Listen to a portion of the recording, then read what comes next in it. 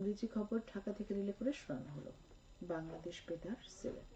এক্ষুনি শুনতে পাবেন আমাদের স্থানীয় সংবাদ। আসসালামু আলাইকুম। বাংলাদেশ বেতার, সিলেট সংবাদ পড়ছি ফারহিন জাহান নুবা।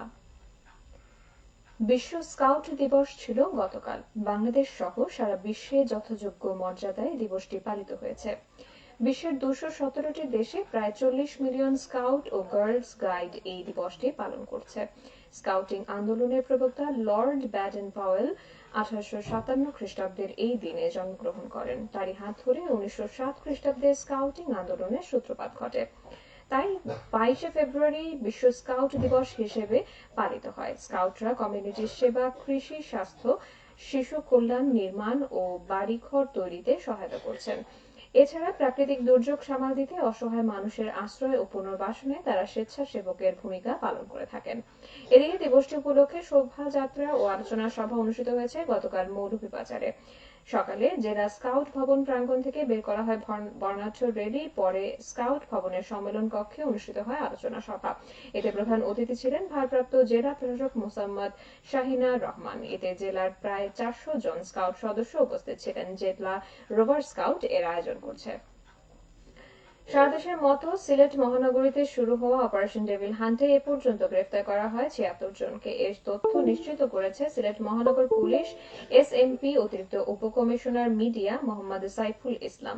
এদিকে আইন শৃঙ্খলা রক্ষাকারী বাহিনী পরিচালিত অপারেশন ডেভিল হান্টে সারা দেশ থেকে আরও ৭৬৯ জনকে গ্রেফতার করা হয়েছে।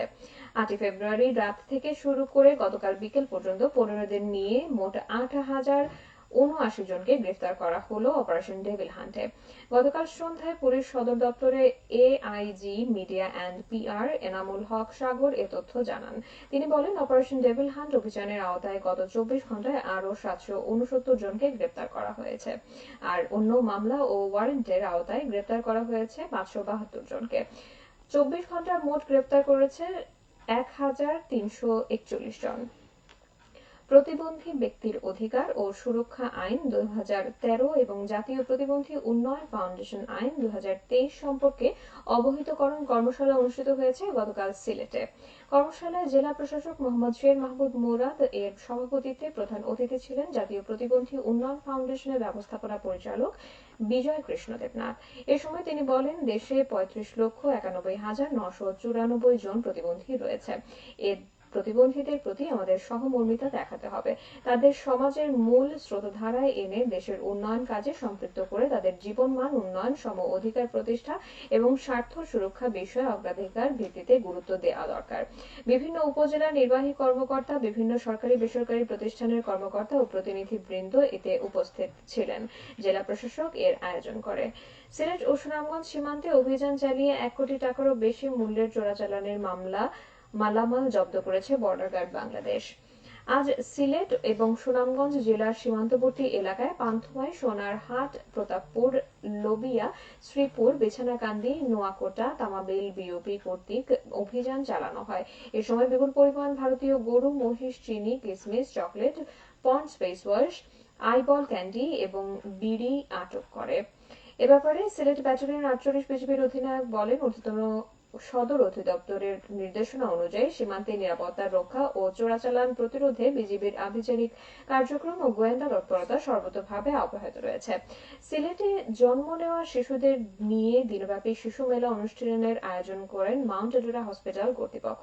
গতকাল অনুষ্ঠানে শিশু মেলার শিশুদের নিয়ে এক চিত্রাঙ্কন, ক্রীড়া প্রতিযোগিতা ও পুরস্কার বিতরণ অনুষ্ঠানের আয়োজন করা হয়। অনুষ্ঠানে পজিটিভ প্যারেন্টিং বিষয়ে একটি প্রেজেন্টেশন উপস্থাপন করেন হসপিটালের উপপরিচালক মেডিকেল সার্ভিসেস ডক্টর তানভীরুজ্জামান। অনুষ্ঠানে আগত সকল অভিভাবকবৃন্দ শিশুদের মানসিক বিকাশে এই ধরনের আয়োজনে মাউন্ট এডুরা হসপিটাল কর্তৃপক্ষকে ধন্যবাদ জ্ঞাপন করেন।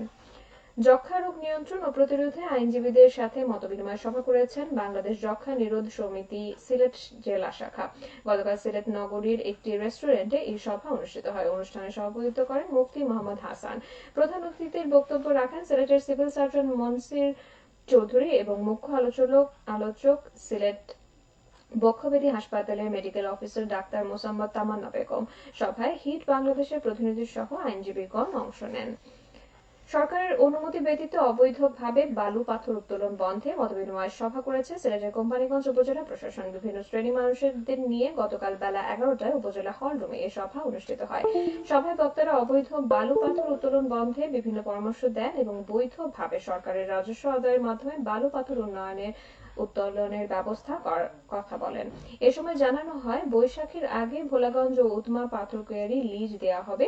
এছাড়া সংরক্ষিত এলাকায় ভোলাগঞ্জ বাংকার ও শাহ আরেফিন টিলা থেকে পাথর উত্তোলন ও পরিবহন বন্ধ করতে এর সাথে জড়িতদের চিহ্নিত করে ব্যবস্থা নিতেও বলেন বক্তারা। মৌলভীবাজার কুলাউড়া উপজেলার পৃথিম পাশা স্বাস্থ্য ও পরিবার কল্যাণ কেন্দ্রে নির্মাণ প্রকল্পের কাজ এগিয়ে চলছে। এতে ব্যয় হচ্ছে প্রায় 1,12,00,000 টাকা। ইতিমধ্যে প্রকল্পের 40% কাজ শেষ হয়েছে। বাকি কাজ আগামী ডিসেম্বর মাসের মধ্যে শেষ হবে বলে আশা করা যাচ্ছে। প্রকল্পের কাজ শেষ হলে এই এলাকায় 12 সহস্রাধিক বাসিন্দার প্রাথমিক স্বাস্থ্য সেবা আইন গ্রহণের সুযোগ সৃষ্টি হবে। স্বাস্থ্য প্রকৌশল অধিদপ্তর তা বাস্তবায়ন করছে। সবশেষে আবহাওয়া। সন্ধ্যা 6টা পর্যন্ত পূর্বাভাসে বলা হয়েছে, সিলেট সহ পার্শ্ববর্তী এলাকার জন্য কোনো সতর্কবাণী নেই এবং কোনো সংকেতও দেখাতে হবে না। আজ সিলেটে সূর্যোদয় হয়েছে 6টা 21 এবং সূর্য অস্ত যাবে সন্ধ্যা 5টা 51। সংবাদ শেষ হলো। আমাদের পরবর্তী স্থানীয় সংবাদ প্রচারিত হবে বিকেল 4টা 30।